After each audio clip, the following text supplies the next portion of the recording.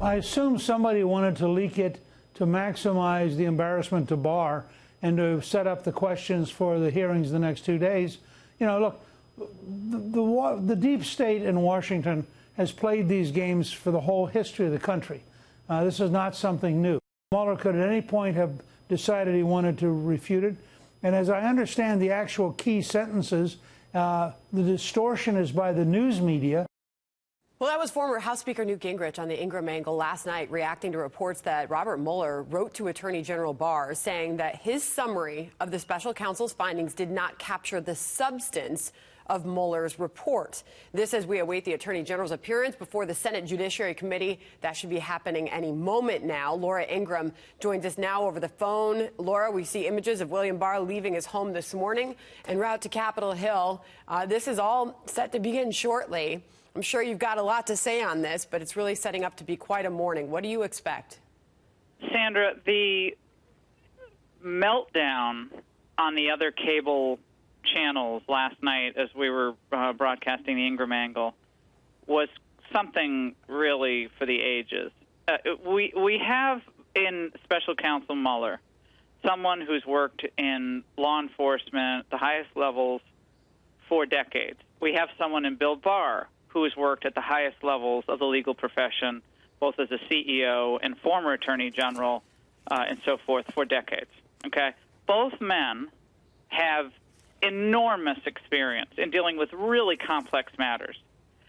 But the idea that Bill Barr set about to fundamentally distort and misrepresent a 448-page report that he knew would be almost in its entirety released, except for redactions that were agreed upon, the idea that he would set about to do that, to what, ruin his entire career and be roundly ridiculed is preposterous.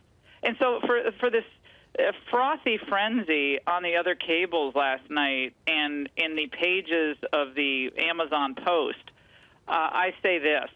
Focus on the two lines that make this such a relatively a non-story. When Barr pressed him whether he thought Barr's letter was inaccurate, Mueller said he did not, but felt that the media coverage of the letter was misinterpreting the investigations, according to officials. Now, I know Chris Wallace, at the top of your hour, was indicating that, I guess, that he kind of agrees with these other cable networks that this was an attempt by the DOJ to spin what the conversation was between Barr and Mueller. So I don't know if Chris Wallace has information that I don't have, but that he's saying that Barr is perpetuating a lie about this conversation between him and Mueller. I mean, I think if Mueller thought that this investigation was being distorted in its synopsis by Barr, Bob Mueller is a big boy. He could have come out and issued a very terse public statement. Well, he did not do that, Sandra. Certainly, instead, what we're hearing from you, one of the other members of the merry band of investigators decided to leak this letter right before Barr comes up to testify. Now, isn't that curious?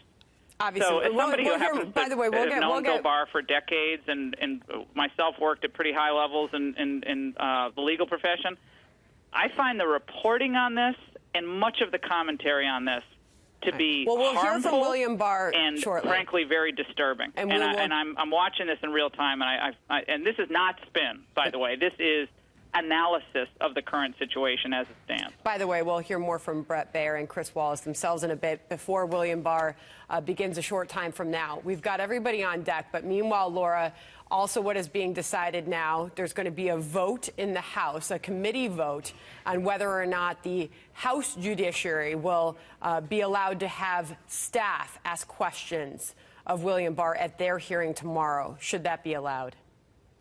I mean, I don't think it really matters. I mean, I guess there was some conversation about that. I mean, I frankly think a lot of the congressmen themselves don't do a very good job of questioning. I mean, we've seen this over the years where there's this big buildup in these hearings, and then you have people who are not really used to cross-examining people or getting information flailing about for the cameras trying to get relevant information and questions asked, and instead they just end up grandstanding. What the American people have to understand is that this really isn't about the quest for the truth. Okay, this is about the 2020 election, scoring political points, and trying somehow to tar the reputation of a man who has served with dignity and the utmost ethical understanding of the American legal system for decades. Democrats. And this is what Washington, D.C., I lived here way too long, Sandra. Yeah. This is what Washington, D.C. has become, a smear machine of good people. If you're connected to Donald Trump in any way, they not only want to smear you, they want to make sure you never work again. That's how bad it is. So people out there claiming that Barr is spinning or misrepresenting, we got to take a breath here and look at this situation in its entirety, where a president was targeted early on erroneously by a fake dossier and a phony dossier funded by Hillary to begin this entire investigation. Well, People lose sight of how disturbing that initial fact is. And we end up today with all the histrionics surrounding this hearing. I know everybody's got a lot to say on this, and Laura, we appreciate your time this morning. You set up what is going to be quite a heated moment on Capitol Hill just a few moments from now. Laura Ingraham, thank you.